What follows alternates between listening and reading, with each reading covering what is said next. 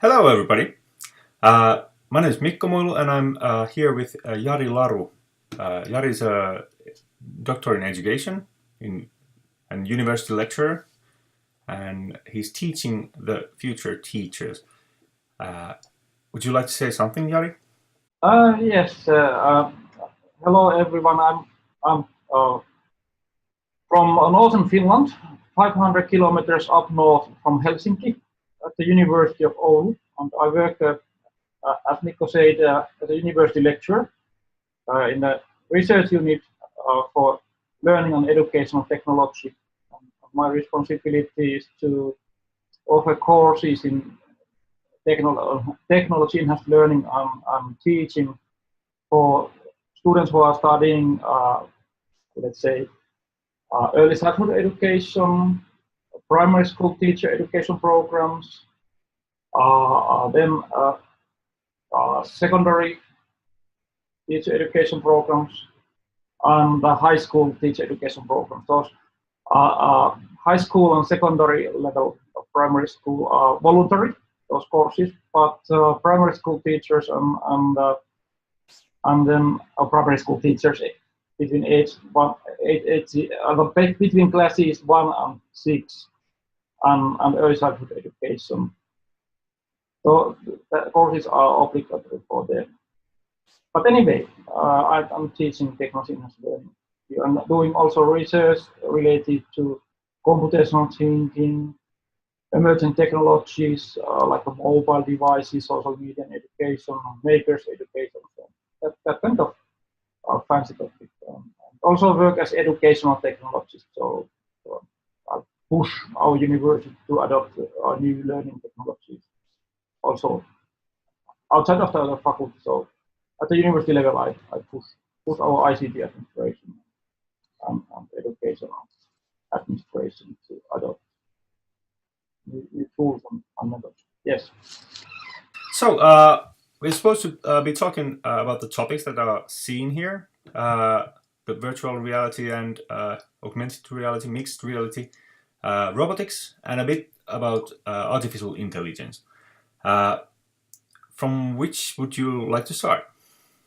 I think that it would be meaningful to start from that virtual augmented mixed reality, because we have a quite interesting, let's say, trend at the moment, or developing trajectory. We have we have a cheap, affordable approach to that, but on the other hand, we have also very sophisticated and advanced possibilities to use these kind of technologies in different kind of educational levels. Let's say from medical education to early childhood education, there are a little bit different needs and so. Okay. How do you see the future in teaching with these tools like virtual reality? How could you use it in like primary school or secondary school? I think that now we have had a few years, we have had, for example, Google Cardboard classes available, and Google Expedition tools have been possible to use in educational context. Of course, this technology is quite emergent, and early adopters have used this kind of tools. But both tools like that Google Cardboard and Google Expeditions are free for teachers. So it's like possible to start immediately. And also now Google Tor Creator enables teachers and students to create their own expedition tours. And it's a pretty interesting.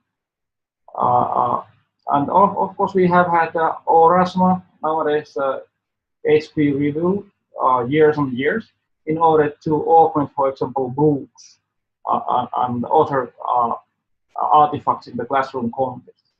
So you can use Orasma, or let's say that HP Reveal, for example, to add a book author representation on top of the book when you just look through the mobile device, that video or story done by the student or pupil will appear on top of the book. That kind of augmented reality and virtual reality examples and tools have been in the context now few years. But of course, this is developing very, very rapidly. So how do you see these technologies? When are they coming mainstream? And when could we start having those in every classroom? Yeah, if you think about, for example, virtual reality headsets, much more professional than Google Cardboard. Let's say HTC Vive and what we have had different kind of like a first stage products like that.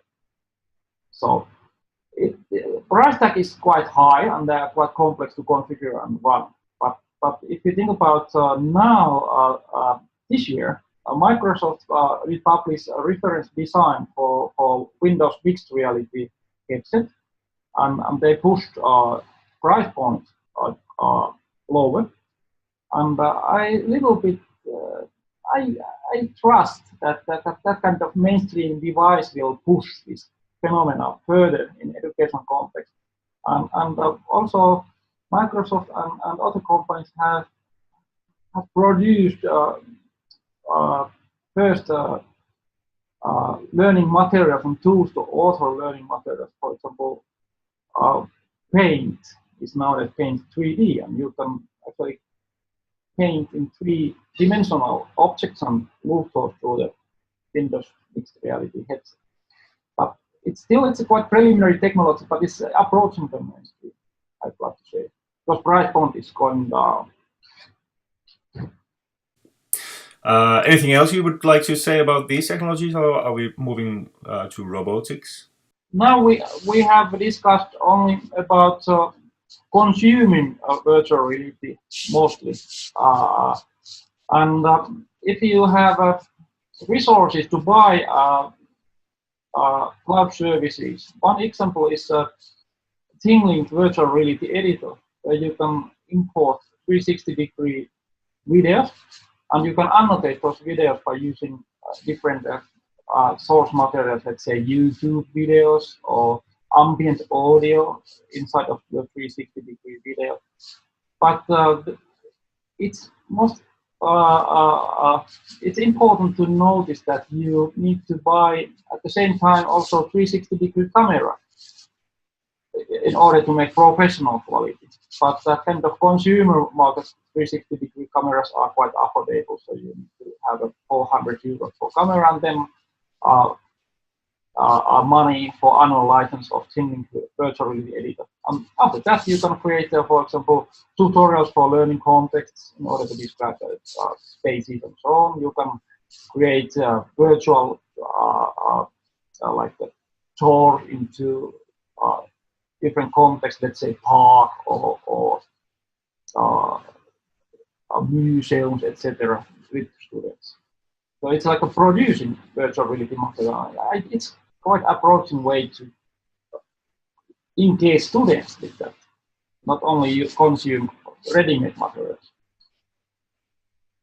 And it's an issue of procurement. You need to know what you need and I have some kind of pedagogical ideas of using that kind of techniques for classroom purpose.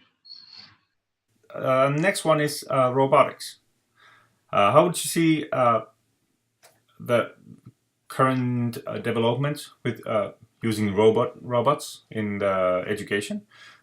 Arduinos and other similar simple robots that the students can use.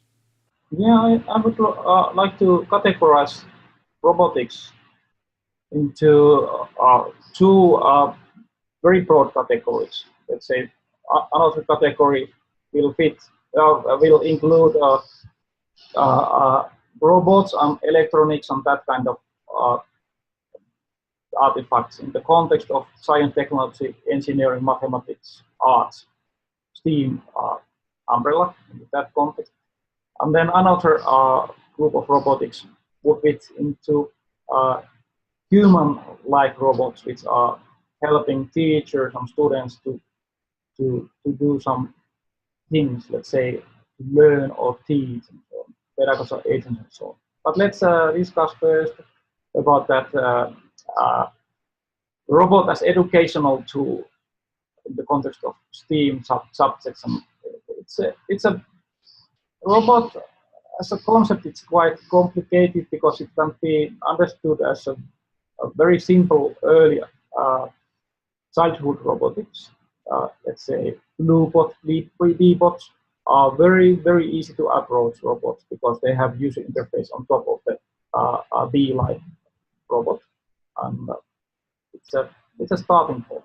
And after that, it's a very common that students will move, pupils will move to learn with Sparrow, Lego, or robots, or NXT robots, electronics. So continuing from that, it can be so that pupils have only motors, sensors, switches, etc., and electronic programmable electronics, and possibilities to 3D design and print and so on in the maker's context. So it's a continuum from very early level robotics to where you actually do very ill-structured problem solving in the context of MATLAB or automakers. So it's very difficult to squeeze into one package. But this is topic which includes a lot of procurement, if you think about from the context of LEA approach, because without buying physical artifacts, you can't do robotics. What do you see as the benefits of using robots? Is it the programming or the actual building of the robots, or how do you see it? I think that in the Finnish context, we have had handicrafts as a topic, school subject, decades and decades. So I see the strongest value of coding and using robots and electronics in the from the pedagogical way. So it's a very nice context for creative problem solving, which is 1/21st century scale, and collaboration around to shared project, and creativity as such. If you think about designing that complex technological artifact, but also different kind of design point of view. If we 3D design and print or laser cut some covers or parts of that robot. So it's very nice context for ill-structured problem solving in the groups. It's a vehicle for pedagogical benefits. The other side of the robotics, scaffolding or using it as a pedagogical agent, is in the far future, so we are skipping that part. Then to the artificial intelligence, how do you feel about how it's going to revolutionize the whole education, and will it, and how and when? Oh yes, a pretty interesting question. It's a phenomenon which is being discussed a lot. It seems that it's a marketing term at the moment for pretty many companies. But in the long run, I think that artificial intelligence, together with blockchain technologies, etc., will change the role and the activities of teachers a lot. Artificial intelligence and that kind of disruptive technologies will change the way how we think about learning environments, learning tools, learning materials, assessment, and so on. Because for teachers, it's a tool. It's not threat for teachers. When it comes to many research reports, teachers are not under the threat, but AI will support our activities a lot. It's interesting. It's fascinating. It'll be somewhere in the future, and now when we see software companies selling their artificial intelligence or their programs using artificial intelligence, they are actually not yet in the artificial intelligence in the sense that it would be thinking and learning by itself. I think that it's difficult to sell artificial intelligence for learning purposes at the moment, when researchers are now trying to capture where the learning is. If you think about, for example, learning analytics, without proper learning analytics, we can't actually advance artificial intelligence algorithms. But it's around the corner. I would like to say that it's not long-term technology. It will like change how we think about our learning and daily working practices. It's a middle term. I wouldn't say that it's short term. It's a middle term. But if you think about the backwards, Google Docs and that kind of cloud services, they're not mainstream 5 years ago. So if you think about 5 years further, then definitely we will have a pretty interesting different kind of tool to support learning and teaching. Would you have some final words? I would like to say that I have had many kind of teacher education student cohorts, pre-service teacher education cohorts, and different kind of young generations. And I have tried to always to persuade them to be curious, to follow different changes in the field of educational technology. And you don't need to be early adopter, but I hope that you are at least curious to know how world will be changed with the help of the technology. It's not going to disappear or fade away. It's going to be around us. And as a teacher, if you adopt at least some best parts of the technology, it could be a very nice tool to help you to organize your teaching learning activities and orchestrate your classroom practices, assess students' learning outcomes, and so on. So I recommend that. Be curious. All right, we'll be curious. And now we are ending the video session, and we are asking questions or getting questions from the listeners. Yes, Thank you, Jari. Have a fun trip to France, and yes. I hope to see you later on. Yes, thank you. Bye-bye. Bye.